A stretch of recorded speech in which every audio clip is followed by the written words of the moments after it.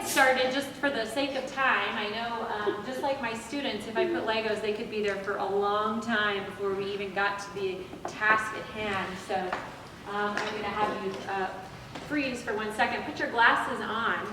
And just really quickly, if you would share a little bit about, introduce yourself, if you are a teacher, what you teach, and how your glasses represent either your personality, your teaching power, or your teaching philosophy. All right, so let's start over here. I love this in the middle. It's the darn front row. I should have started in the back. I'm Helen Robertson. I teach ESL 9 through 12 and ELA 9. I chose personality. Yellow is my favorite color. My bedroom is drenched in yellow. And what else did you ask? Oh, anything else about it that you have on it that might represent your personality besides the color?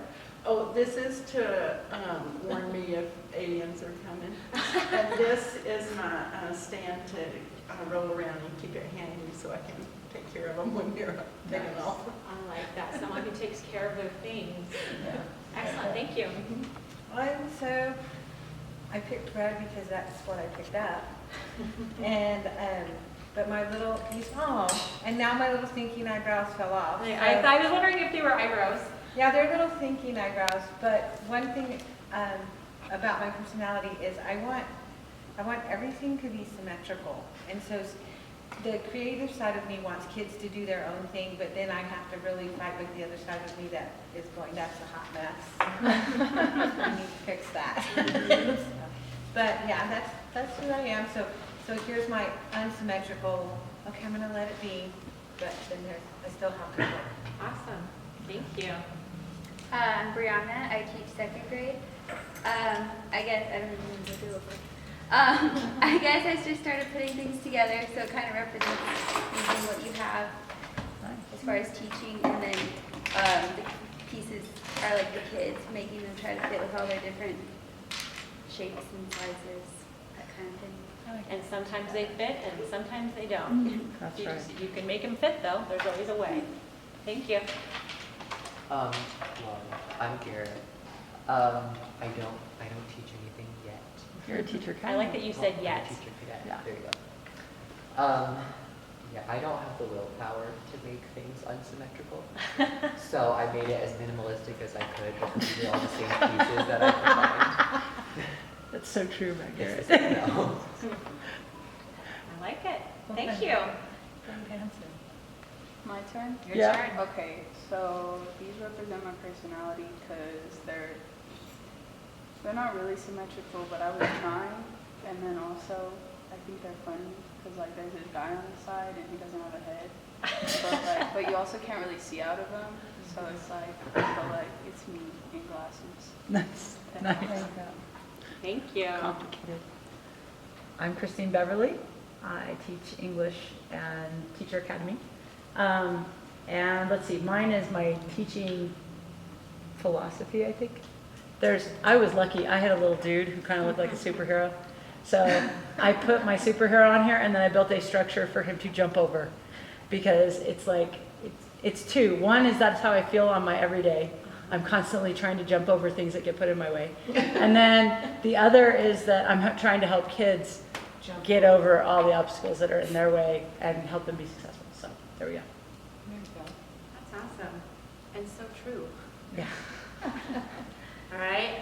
I'm Rachel Wyhe, and I worked up at El Dorado with Miskee, and I did not make glasses because I'm bad at following directions. That's okay. We'll cut you some slack. You have a big job. All right. So thank you so much for sharing. I will talk about my glasses here in just a second, but I am here today to share with you guys a little bit about my opportunity that I received through Golden Apple to go to Finland and Germany this past spring. I am here as a 2017 Golden Apple Fellow, and I'll be really honest and tell you that that position makes me feel very uncomfortable.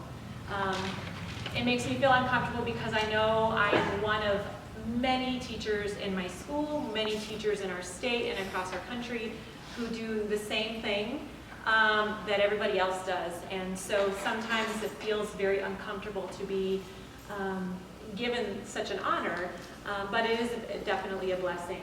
But I stand here today sharing this information wearing my blingy golden apple shirt today because this trip really helped me to see that having this position of being a golden apple fellow has been really a blessing more than anything else. It's opened doors for me for my own professional learning, things that I've carried back into my classroom that I probably never would have had the opportunity to have. So as uncomfortable as it makes me feel, I also know that it is probably the single most important thing that has happened to me in my 21 years as a teacher. So I'm excited to share it with you. So a little bit about me, just for perspective's sake. First and foremost, I am a mom. I'm a mom to 2 children. I have a 16-year-old son who is a goalkeeper at El Dorado on the soccer team. My daughter is 14. She is also a soccer player as well, so we spend a lot of time on the soccer field. I'll be going over there as soon as I'm done to support them along the way. I'm also a wife to my husband. We've been together for 20 years now. And as I said, I am also now a little more willing to use it as a defining factor, but I am a Golden Apple Fellow from 2017. So it's been a really wonderful opportunity. But beyond that, I'm also a teacher, and I'm a teacher, and kind of this goes along with my glasses and how I put them together. I have a garden, a Lego garden, but I really feel like my job as a teacher is to cultivate my students. I share a lot about what I do with my students, but my job this year and my job for probably the last, I would say 15 years, has been in growing future teachers. And so it's about providing them with opportunities to learn about what it is to be a teacher and why this is probably one of the, I think, the noblest professions out there. And so my philosophy, my glasses represent my feelings about my job, which is about helping kids to find their potential, find something that they're passionate about, and then to go and do those things. So a little bit about me. So my inspiration for this trip, I actually had some smaller ideas along the way, and I want to give a special shout out to Brian O'Connell because when I went to him after I received the award and was coming up with ideas for what I wanted to do with the money, he kept saying, yeah, you can do that, but I want you to think bigger. And so he really pushed me to think kind of outside the box a little bit about what would be best for me in my professional learning. And I stumbled across a book called Teach Like Finland, and started looking online, and I found a little video clip here. And the author, Timothy Walker, is a U.S. Teacher. He taught here for the first couple of years of his teaching career, and was overwhelmed and burned out pretty quick, which is, I would say, the experience of most teachers, right? It's an overwhelming job. It's very wonderful, but it's a lot of work, especially when you're putting your heart and your soul into it. And so he was ready to call it quits. In that same time period, he met a woman, a Finnish woman, and she sort of said, let's just jump ship and go. And so they moved to Finland, and he decided to teach when he got there. And so he wrote a book about his experiences teaching in a country that was so very different in many ways, but in particular in their educational systems. And so his purpose in writing the book was that while we are not Finland, and we will never be Finland, there are things that we can do to teach like Finland. And that sort of got me thinking a little bit about my own practices in my classroom and what I was doing and how I could make that experience different for students. So I highly recommend this book. I think it's very interesting. I think it gives ideas of things that you can do in your classroom with students to support learning and innovation and teaching. But doing it kind of in a non-traditional and much more simplistic way. I think here in America we complicate a lot of things. We make things a little more difficult than probably they need to be. I'm going to skip to my next one just because of time, but I'm happy to share this presentation if you want to go back and watch any of those. So as I read the book and I started thinking about it, I started thinking about how and why are Finnish schools more successful than U.S. schools, right? What are they doing that's so vastly different from what we're doing here? They have a test called the PISA test, and that test is given across the world. And Finland always ranks usually in the top 10 in terms of student performance and their ability to apply what they're learning in real context. And U.S. is always sort of down at the bottom. And so I started thinking more about that. I bought another book called Finnish Lessons 2.0, and it It was a little bit more in depth. It went over a lot of the nuts and bolts about why Finland was so incredibly successful. And as I started diving into this, that's when I realized that this probably was something that I wanted to pursue. And going and finding out for myself why it was that Finland was so very different. I want to just share a short little video that talks about kind of, I'll take these off now, some of the main differences in Finnish education, and then we'll move on. So, you probably already heard a bit about education in Finland. That we have less homework than other countries. We have shorter school days than almost anyone else. And our kids don't even start school until they are 7. And yet we have one of the most high-scoring education systems in the world. So, how do we do it?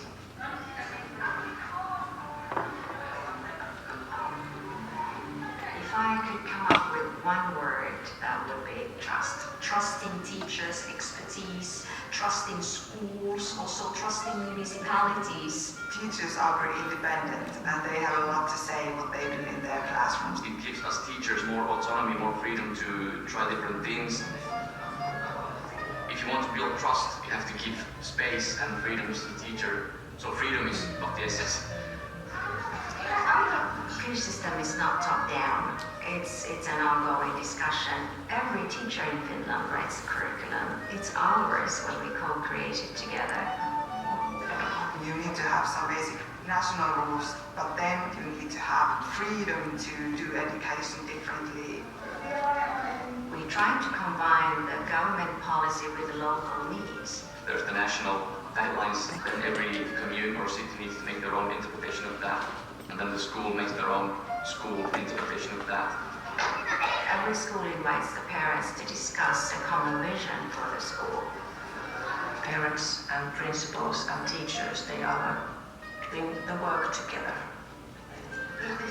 We're changing the role of the teacher and the pupil. We would like the students to take more responsibility of their own learning, to plan, to set goals, to evaluate. The pupil should be in the center of learning, and the teachers should facilitate and activate students. It's that relationship between the teacher and the student that make the great learning.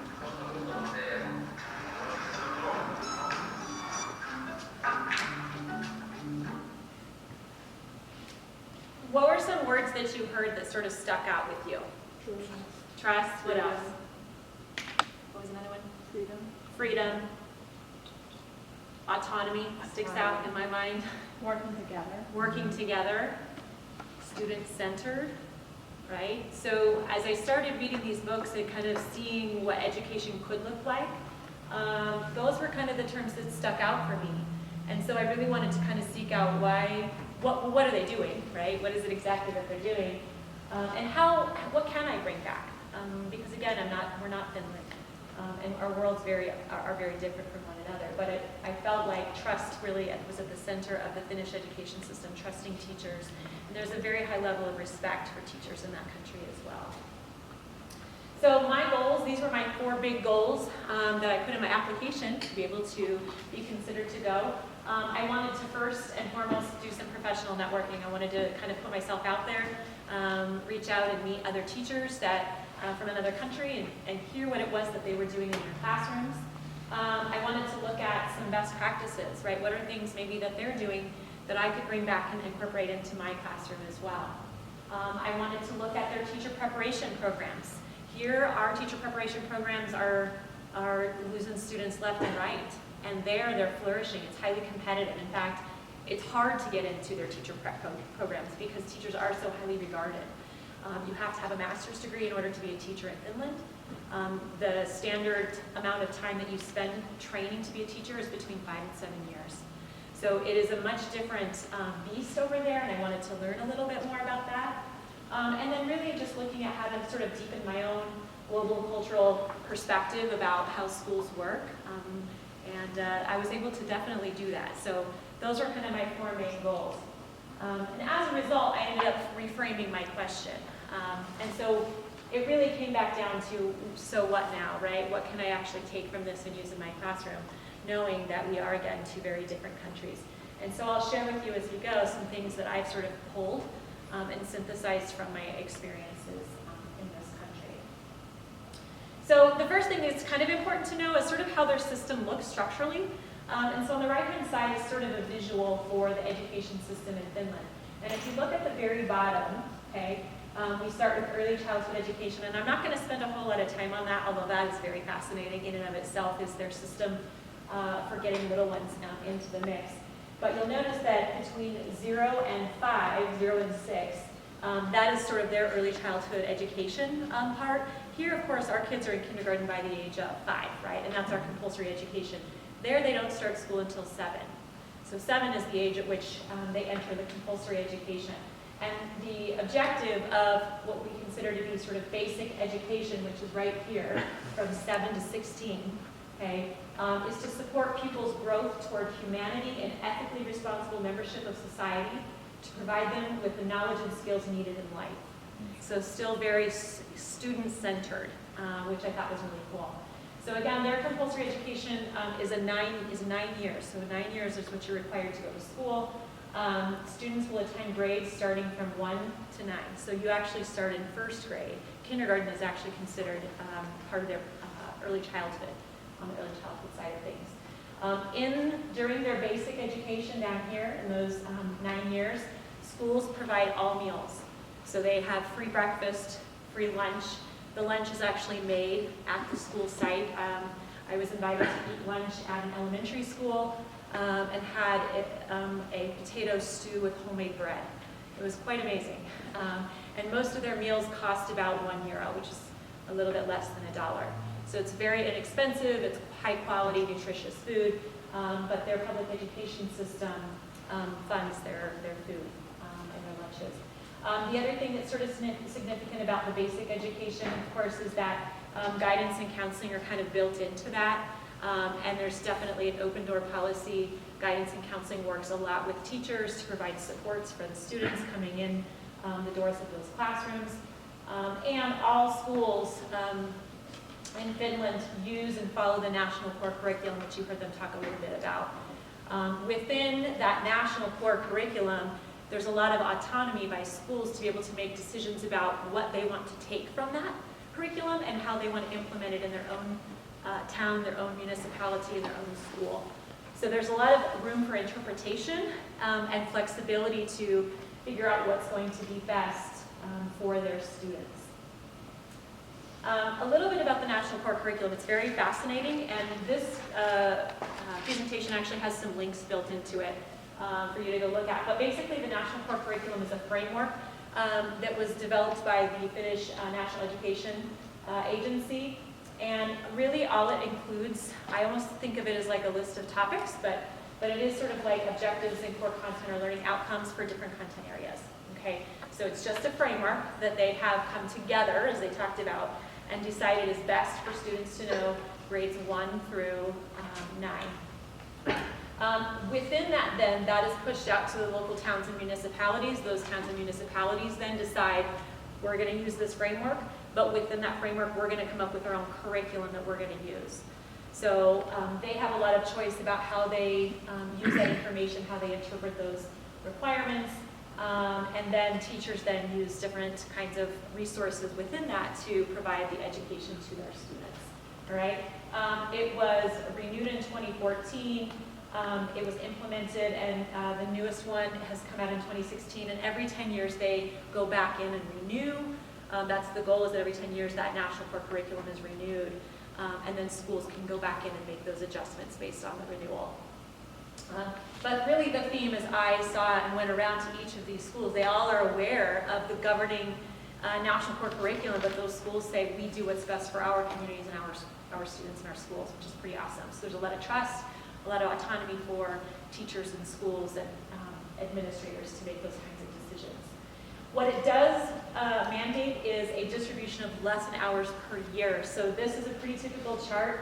You'll notice here on the left-hand side is a list of topics. I know it's kind of hard to read, but for example, they speak 2 languages. They have Swedish and Finnish, and that's considered the mother tongue. And what it has over here across the top is the grades. So this is grades 1 and 2, and then it says 14. So Per year, students have to be exposed to 14 hours of instruction in their mother tongue in literature. Okay, so these represent the hours that are required by grade level. How teachers teach that is their choice, right? So this is just determining the number of hours, that's it. Okay, so again, there's that autonomy there. They have environmental studies, so here in grades 1 through 2, they have to have 4 hours a year, whereas basically 3, 4, 5, and 6, they have to have 10 a year. Okay, so this is really kind of the big document that teachers use and reference, is how many lessons or activities that they have to provide throughout. And they have physical education, so they do have PE, and I'll talk a little bit about that because that's a big push, is being active in Finland. They have art, practical art, crafts. Craft education is a huge thing, using hand tools.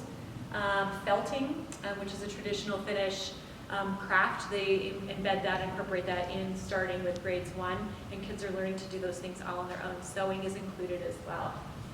So this is really the only thing outside of those outcomes and objectives that teachers have to make sure that they include in their curriculum. And everywhere I went, this was referenced. So they're very clear that they have to follow this, but the autonomy about how is really left to the teacher. This is a copy, or we'll have to see. I bet my videos probably won't play now because I shared it and they're not housed on it. So I just thought of that. Shoot. So this is one of the schools I went to is called Pasilan Paraskulo. And this actually was a copy of their curriculum for that municipality, which looks like it was very old, kind of an older book, but it was actually from 2016. So it's just a couple of years old. And within it was all in Finnish. She showed it to me. It was probably this thick, and it had all of those important objectives that they had to cover. But she said, I just keep this here, and I make sure that I'm teaching the required number of lessons, but the autonomy to do cool things in my classroom is mine, which I thought was really awesome. So some of the observations that I made as I went out was, of course, that teachers were using this as a reference, but it wasn't the be-all, end-all of what they did in their classroom, which was pretty awesome. Sometimes we're very curriculum-driven, standards-driven, and they just aren't there. It's more about the experiences that students have. The other thing, and this is actually a video here, I don't think. Yeah, I'm just gonna play.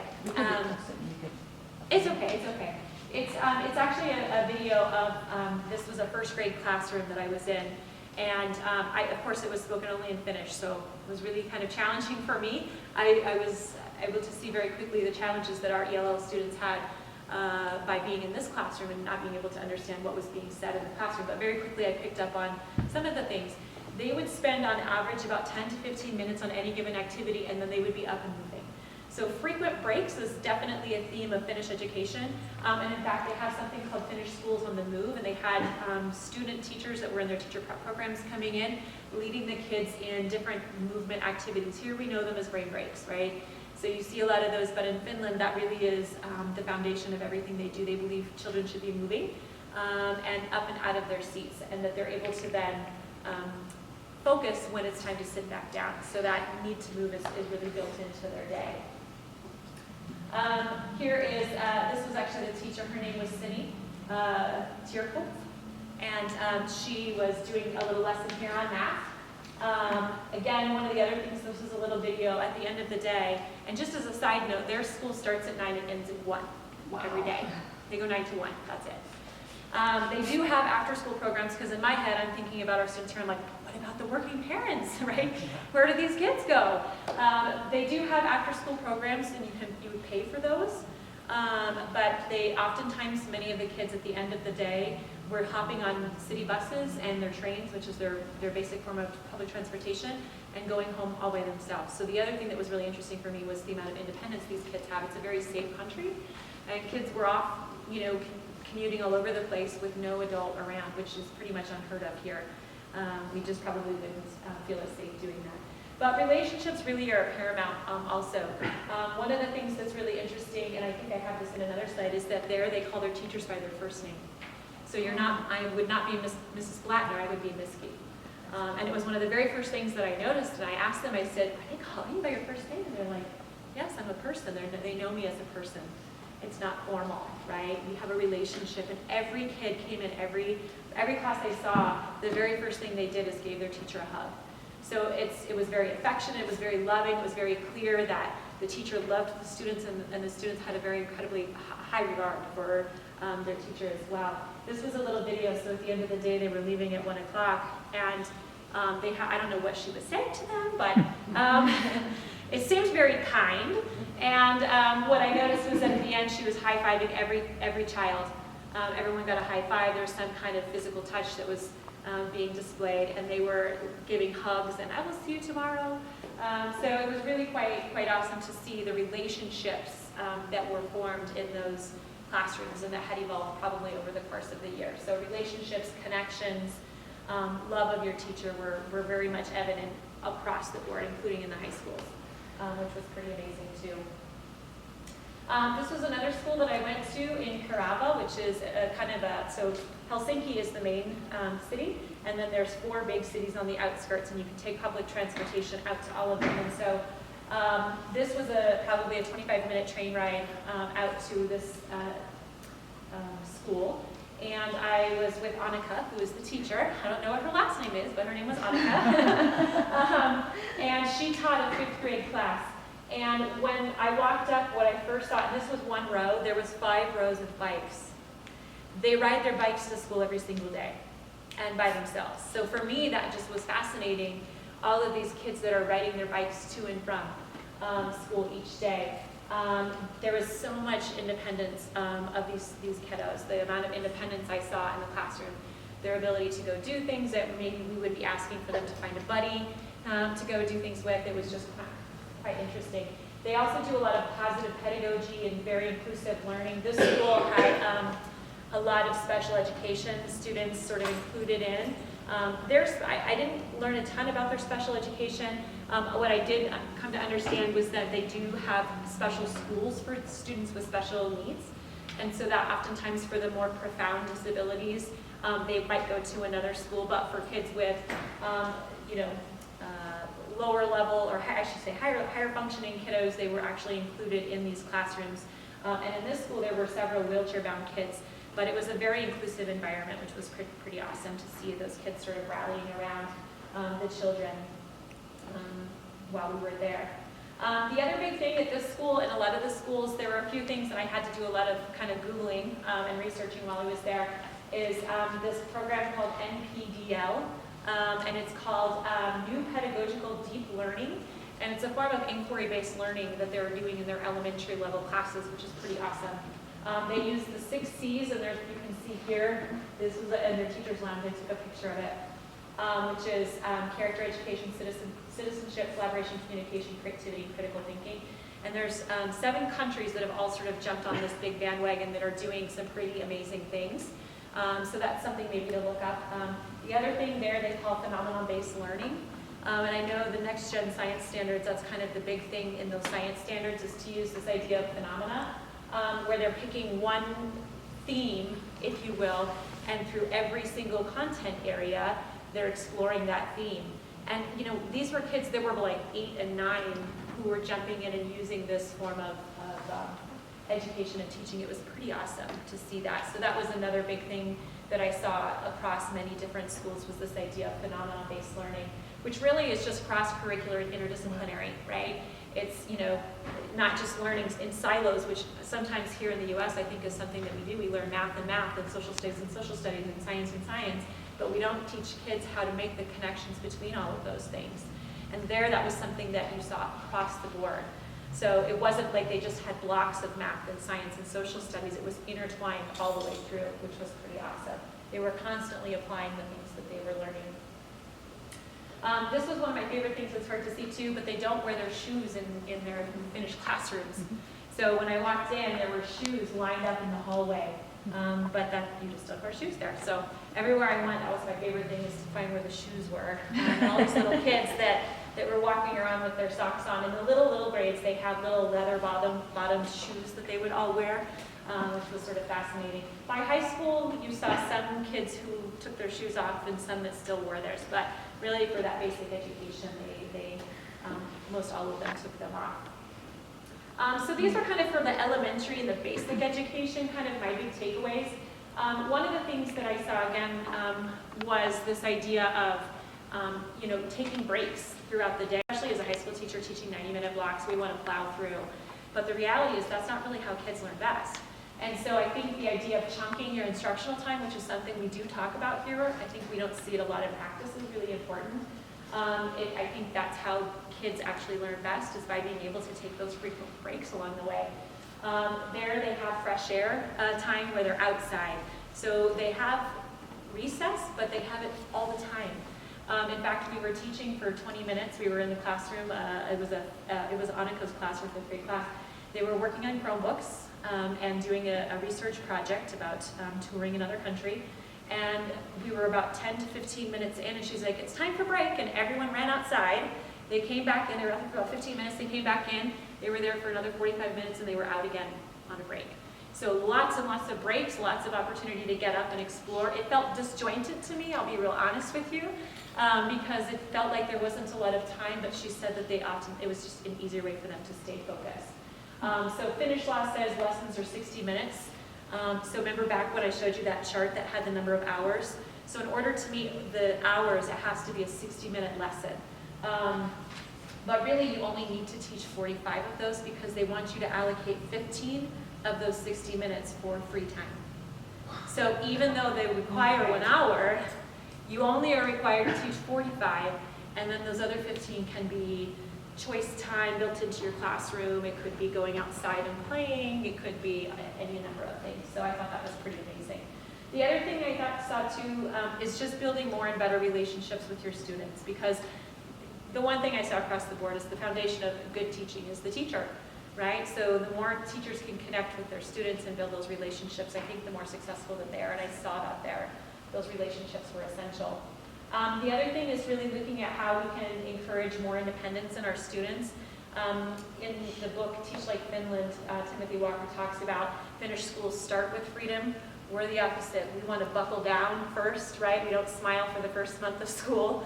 These are all the rules and you must follow them, and then slowly we release. They're the opposite. So they actually start with the freedom first because they feel that kids are coming in with skills and we're not giving them the opportunity to showcase what they already know and can do, which is cool. Like that's a very different way of seeing kids and what they're bringing to the table. And then creating opportunities for collaboration and application. All of the teachers were working with each other, so it's not like there's these independent 3rd grade classes. Those students in Annika's class are going over to this teacher and those kids are coming here. But the amount of collaboration that happened between teachers and classrooms was phenomenal. And I was like, again, I'm like, this is crazy. There's kids all over the place. And she's like, this is how we do it here. Which is great. So, and it was very much a relationship. You had 4 3rd grade teachers or 4 5th grade teachers and not just one, which was pretty neat. So in terms of elementary, I think that there are things we can do to help support our students here that are similar to the things that they do in Finland. So that was the basic, right? So that's your 1st through 9th grade, and that takes you all the way to the age of 16. There is an option to do 1 additional year of voluntary education. So if you're at 16, you're feeling like, I'm not ready to be done, you could opt for that additional year. Sometimes the kids that struggle a little bit are the ones that might choose for that. But really, there are 2 options at this point. Well, actually 3, I should take that back. You could drop out, but the dropout rate is about 5%. Very low dropout rate. Okay, so you could drop out at 16 and just go get a job. You could choose to go what we call general upper secondary, which is an additional 2 to 3 years, which would be considered like our high school year. Or you can go through the vocational institutions for another 2 to 3 years, which would leave you with some kind of certification. So think CNM, right? So those are really the 2 big differences. 90% of students that leave here will choose one form of these 2, all right? And they did say of right here, about 10% that choose to drop out, they can get 5% of them to choose one or the other, right? Like they do a lot. That counseling piece is really important. So they're identifying those kids that maybe haven't chosen one or the other, and they found a way to sort of help funnel them into one direction or the other. So again, that dropout rate is really, really small in between. What I thought was really fascinating about both general, upper secondary, and vocational, okay, either one of those routes, is that there's not grades per se the way that we have here, so freshman, sophomore, junior, senior. It's based on credits, which is very much kind of like college. So you have to have, in this case, 75, whoops, no, let me take that back. You get a school year. The school year is divided into 5 or 6 terms. They have terms and not semesters. Each term is 7 weeks, and you get to create your own schedule.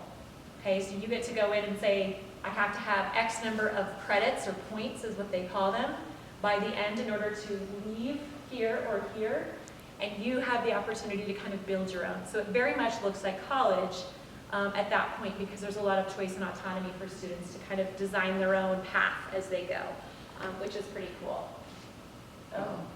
That actually was really something fascinating for me, is there's not that much technology there. Like, they really legitimately mostly have blackboards and chalkboards, and that's their technology. I mean, they did have some Chromebooks in some of the classes, but like in terms of projection, they had the pull-down screen.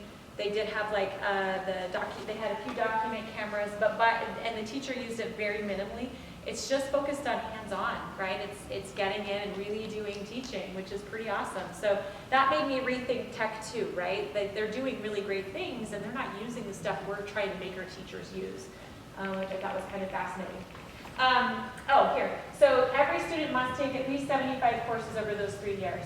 So just like college, where you would have like your core classes, they have some core classes that you have to take, but they have sort of the electives built into that, where they have some choices about the kind of classes that they'd like to take. And as I said, they come in and they take about 6 to 8 courses per term, and they kind of work their way through. They're very asset-based in the sense that as you come in, you can kind of test out of some of the classes, because again, they're looking at what do you already know, right? If you already have a really good understanding of English language, then let's move you to the next level and you can start here. So they really are looking at what kids already have those skills are, and they're allowing them the opportunity to demonstrate those. So this again is kind of focusing on those 2 to 3 years after they're compulsory. This is not required. Okay, so again, this is the required education, this is not. The other thing is, in that upper secondary, students have access to guidance counselors, study guidance, extra help and tutoring, so they built all of those things in along the way. They still have free lunches, those are still funded for students in that upper secondary track. And there's free health care as well. Okay, so that's sort of interesting. So I visited probably 2 or 3 different high schools. This is called Martin Laxo. Lukio is like upper secondary, like high school. And this was a traditional sort of upper secondary school, not vocational, but a lot of those schools had some kind of a focus, kind of in the way that our charter schools do. So this school was sort of a science or math school, if you will. It was very heavy in their science classes there. And so as a student, as you're leaving the basic education, if you have a passion for science or math, you might choose to go to this school. And then I also went to a business college and sort of the vocational track, and I'll talk a little bit about that. So I was in this here was a teacher, her name was Taru, and she taught English to Finnish students that were learning the English language. And so, because that is a requirement that they learn English as well. And so I was sitting in on one of her lessons right there. And this is her. And then this is Tarja. And she was the director of the business college on the other side, and both of these schools were sort of housed together. But it was 2 different sets of students. It just sort of coincidentally happened to be housed on the same campus. This was a school that I went to. This was called Baskibori, and this was in the city of Vantaa. And this one was focused on music and dance. So they did a lot of traditional Finnish folk dance at this school. They had 30 different bands at this school, student-led bands, which was amazing. And everything was driven by music and the performing arts. So it was a pretty awesome college. Again, seems very similar to charter schools here, but it was quite an amazing focus. Here, I thought this was funny. They were doing a Kahoot. Kahoot's kind of big here, but the kids there love Kahoot, which was kind of funny to watch that. What I thought was also interesting, and I think that's sort of how Del Norte's set up too, is teachers don't have classrooms there. in a lot of these schools. You have a commons area where the teachers might have their desks and their resources, but from day to day to day, you're moving between rooms, kind of the way you would in college, which I thought was really interesting. So a lot of the classrooms didn't have much hanging up, whereas here we have posters and standards and essential questions and all those things. They don't have that there. You go in, you learn, and you leave. So it's not very fancy, and as I said, there's not really a whole lot of technology there. It's wow. This is the teacher's lounge. That is a massage chair.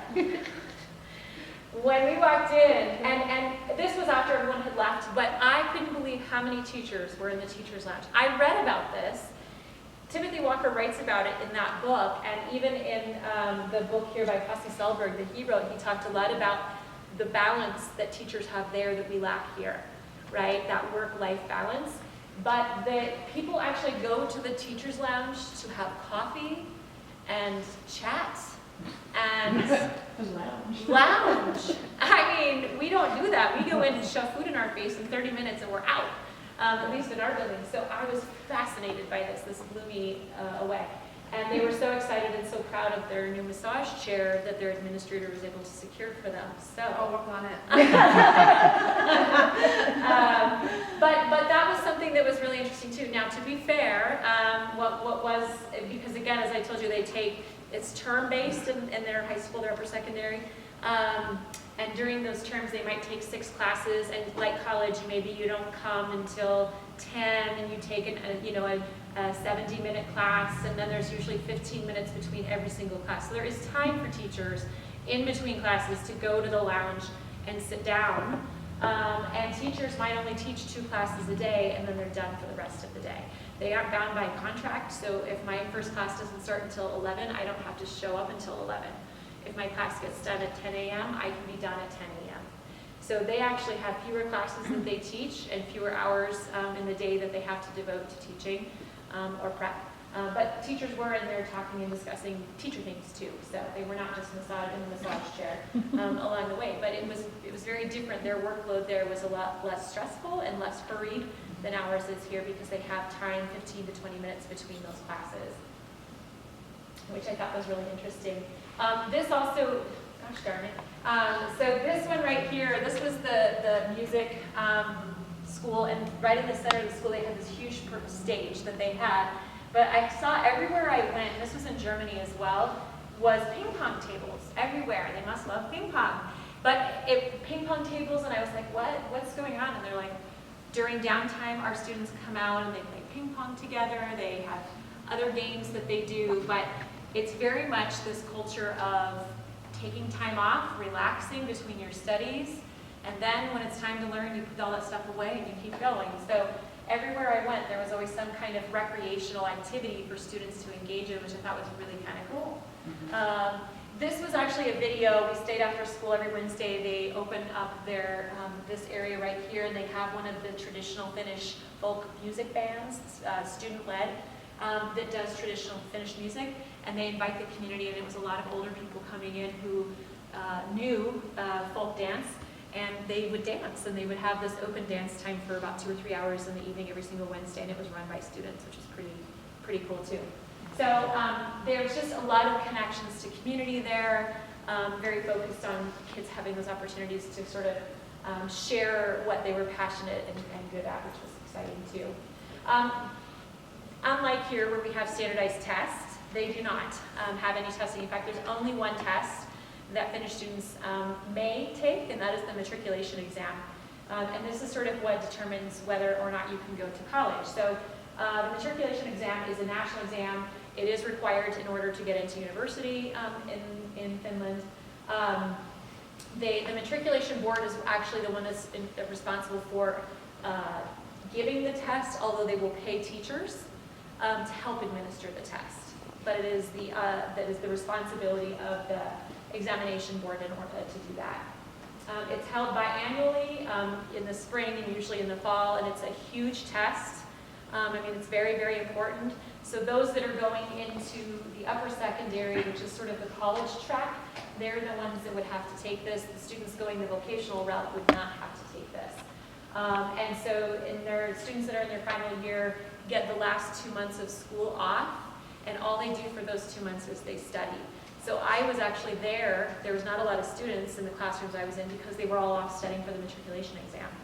And I think during the time that I was there, they released the results. I mean, teachers were like, in the lounge, that's what they were talking about, is getting the results of the matriculation exam to see what students qualified to be able to move on to university, which was really interesting. But they actually have a huge street party for the students that passed the matriculation exam, where the students all show up and wear costumes and they have a parade down the street. They're celebrating that they've passed this test, which is very interesting. They're tested in 4 areas. They have to take one in their mother tongue, so either in Swedish or Finnish. And everybody has to take that test. The others you can choose. So depending on what your interest is, you could do math or humanities or natural sciences. And if you take it once and don't pass, you can retake it again. So you can take it as many times as necessary in order to pass, in order to move into university, which is free, by the way. So university there is free. So the other route of that, of course, is the vocational side of things. And really, I mean, if there's anything that I walked away, because I'm a vocational teacher, I'm career and technical education, is the amount of options their educational system provides them. So for vocational education, it is VET is sort of the name of it. The outcome is that students will end with competence-based qualifications. They want them to have some kind of certificate in hand at the end. You have your university-bound kids, and then you have your vocationally bound kids that will leave after 2 years with some kind of certification. They are very much into learning modules, into a variety of different learning experiences, both online, face-to-face, and hybrids of that. So there's a lot of flexibility with how kids do that, how they, like what kinds of classes they take, and how they take the classes. Everything is competency-based. And so this, for example, is, and I'll pass it around, this is if for a student that might be interested in business, this is the sort of the plan, the competency plan. And what it does is it goes through and it marks, I have to have 55 competency points in customer service, profitable operation, and acting in a work community. So it outlines everything that you have to take, and then you pick and choose the classes that will help propel you to get that. So this was just one, but they have schools, vocational schools in a variety. I happen to be in the business school is the one that I went and toured. And so business, marketing, sort of like your DECA, the students were interested in heading down that pathway. This covers 8 fields of education. There was over 50 different vocational qualifications or certifications for kids to leave with. So again, the options for our kiddos that were interested in not going to university were pretty amazing. The other thing is that it also incorporates on-the-job training, which is paid. So one of the requirements in vocational is that you are going out, getting a job, and they have a workplace mentor they assign you. The workplace mentor is paid for by the government, so they actually get money to assign one person to work specifically with the vocational students, and those students actually get paid to do that requirement, which is pretty amazing as well. The other thing is that it's important to know about this is that there's no dead ends in the Finnish education system. So for a student that maybe starts out over here and decides, you know what, maybe this isn't for me, they can transition over here. Once they've started this, they can actually transition into go back over to upper secondary. Once you've headed up this way, you can actually consider moving up and getting to the University of Applied Sciences and getting a 4-year degree.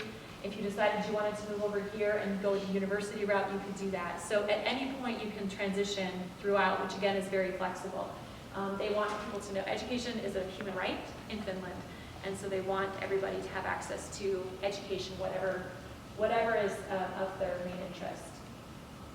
This was the school that I went to, the Mercuria Business College and School. The Finnish style is very interesting too. It's very simple, a lot of simple lines. I think I kind of was sort of like IKEA style. But they had, these were their lockers right over here. And everywhere they went, they had these little study areas for students because again, there's about 15 to 20 minutes between all classes. So students would usually come over here. There were actually ping pong tables over here in the business school too. They had a student-run enterprise store, and there's just like our DECA stores in our schools. They actually have a student-run cafe as well.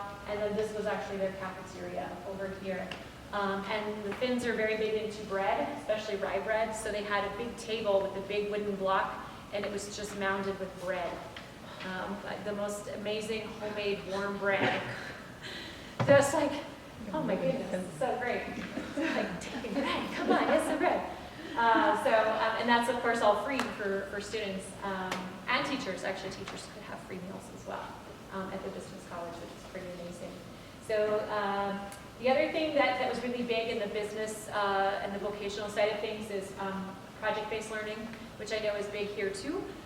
But there they collaborate with Erasmus, which is sort of an international collaborative between these 3 countries. So Finland, Germany, France, and Tanzania all had partnerships, and students would work in one country to develop some kind of project or product.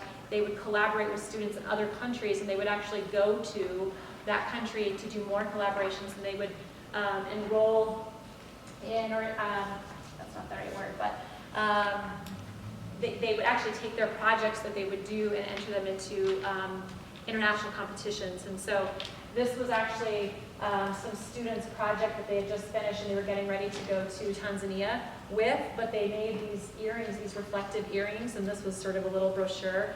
So from design concept all the way through manufacturing, they actually did the whole process, and they would sell these earrings, but they were reflective because there's not a lot of light in Finland when you hit winter, right? It starts to get really dark very, very early. And in some cases, right around noon or 1 o'clock, it starts to get dark.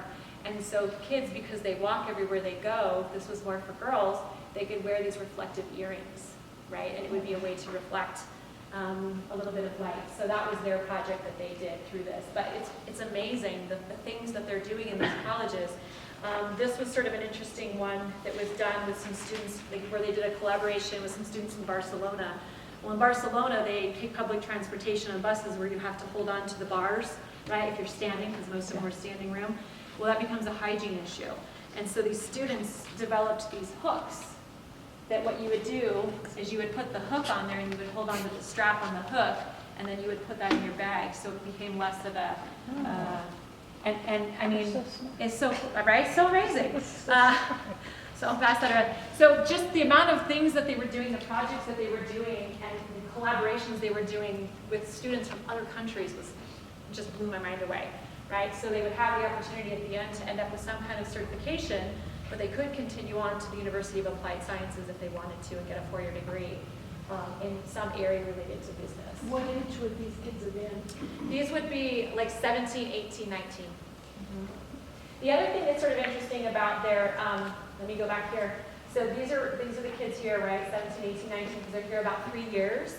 That there are adults in these programs too. So I was in another health, in Germany, I was in a vocational school that was like health professions, and some of the students in the class were like 28 and 29. And they were in the classes with 18 and 19-year-olds. Because again, even in Germany, there's no dead ends. At any point, if you want to go back in, education is free, it's considered a human right, you can go back and get your education at any time. And so we had an interesting blend of different ages in a lot of these classrooms along the way, which was pretty interesting as well.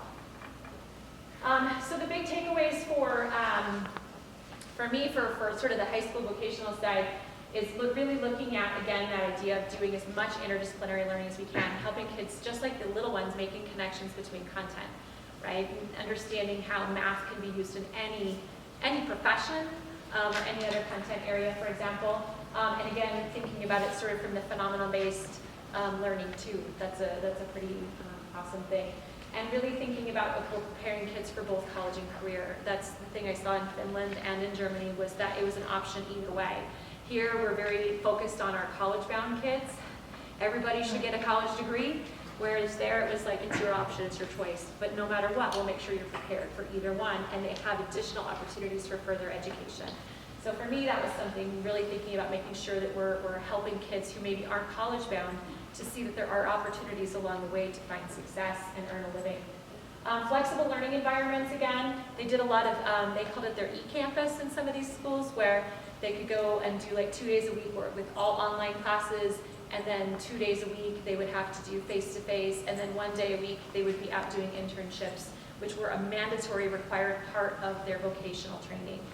so it was, the learning environments were very flexible. It was not 5 days a week of sitting at a desk, right? It was online, it was in, you know, face-to-face, it was going out and applying what you were learning in a lab setting. The other thing is, I thought, and this was sort of a bigger thing, is that in education, less is sometimes more.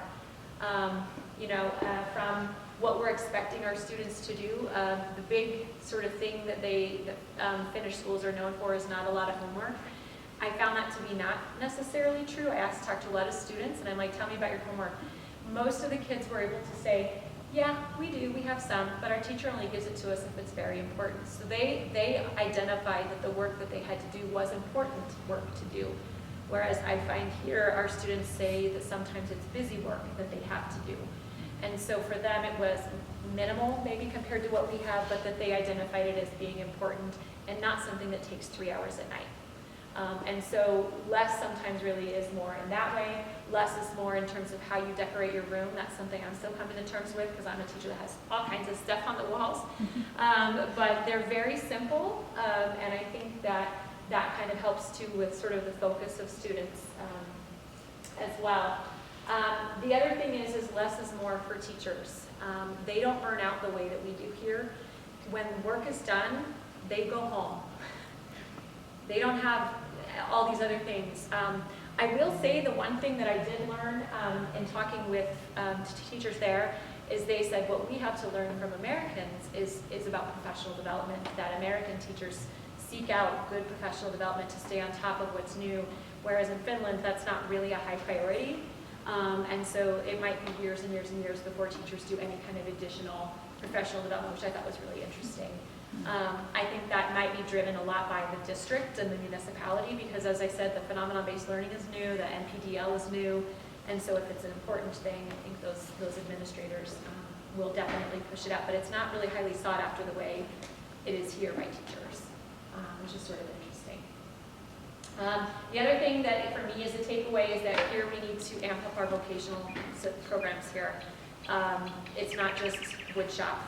Our kids need more opportunities for hands-on.